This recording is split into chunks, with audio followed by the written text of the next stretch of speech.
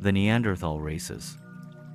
The Neanderthalers were excellent fighters, and they traveled extensively.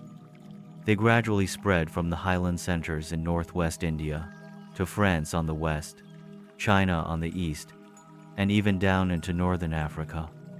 They dominated the world for almost 500,000 years, until the times of the migration of the evolutionary races of color.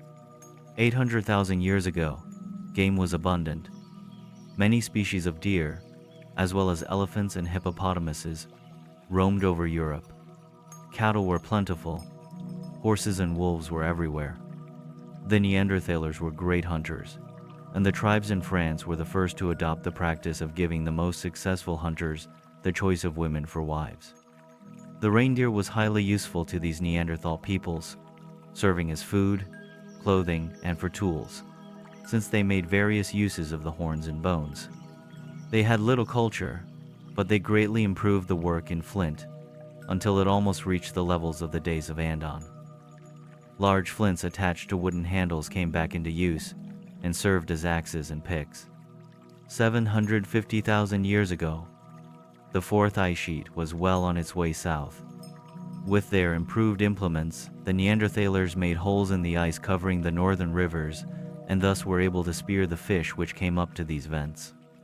Ever these tribes retreated before the advancing ice, which at this time made its most extensive invasion of Europe. In these times, the Siberian glacier was making its southernmost march, compelling early man to move southward, back toward the lands of his origin. But the human species had so differentiated that the danger of further mingling with its non-progressive simian relatives was greatly lessened. 700,000 years ago, the fourth glacier, the greatest of all in Europe, was in recession. Men and animals were returning north. The climate was cool and moist, and primitive man again thrived in Europe and Western Asia. Gradually, the forests spread north over land, which had been so recently covered by the glacier. Mammalian life had been little changed by the Great Glacier.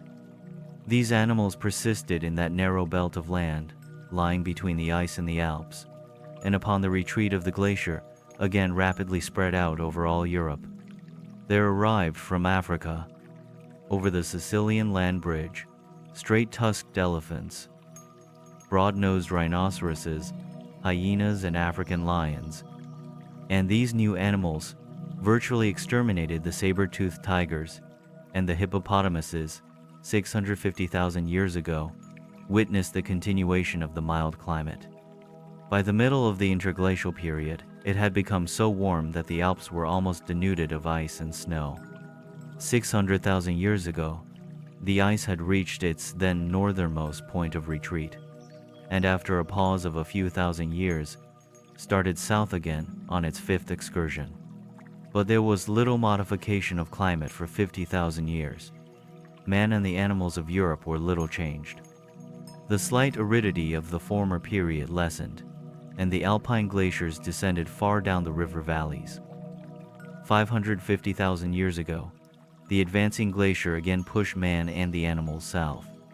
But this time man had plenty of room in the wide belt of land, stretching northeast into Asia, and lying between the ice sheet and the then greatly expanded Black Sea extension of the Mediterranean. These times of the fourth and fifth glaciers witnessed the further spread of the crude culture of the Neanderthal races. But there was so little progress that it truly appeared as though the attempt to produce a new and modified type of intelligent life on Urantia was about to fail.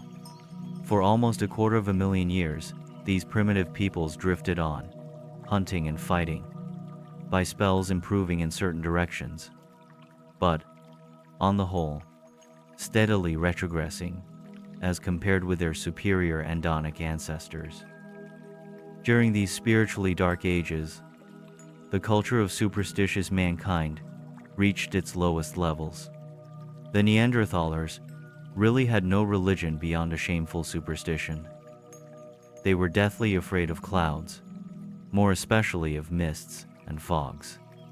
A primitive religion of the fear of natural forces gradually developed, while animal worship declined as improvement in tools, with abundance of game, enabled these people to live with lessened anxiety about food. The sex rewards of the chase tended greatly to improve hunting skill.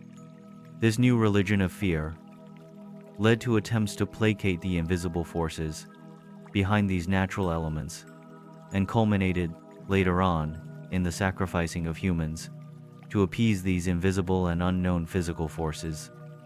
And this terrible practice of human sacrifice has been perpetuated by the more backward peoples of Urantia, right on down to the 20th century. These early Neanderthalers could hardly be called sun worshippers. They rather lived in fear of the dark. They had a mortal dread of nightfall. As long as the moon shone a little, they managed to get along, but in the dark of the moon, they grew panicky and began the sacrifice of their best specimens of manhood and womanhood in an effort to induce the moon again to shine. The sun, they early learned, would regularly return, but the moon, they conjectured, only returned because they sacrificed their fellow tribesmen. As the race advanced, the object and purpose of sacrifice progressively changed, but the offering of human sacrifice as a part of religious ceremonial long persisted.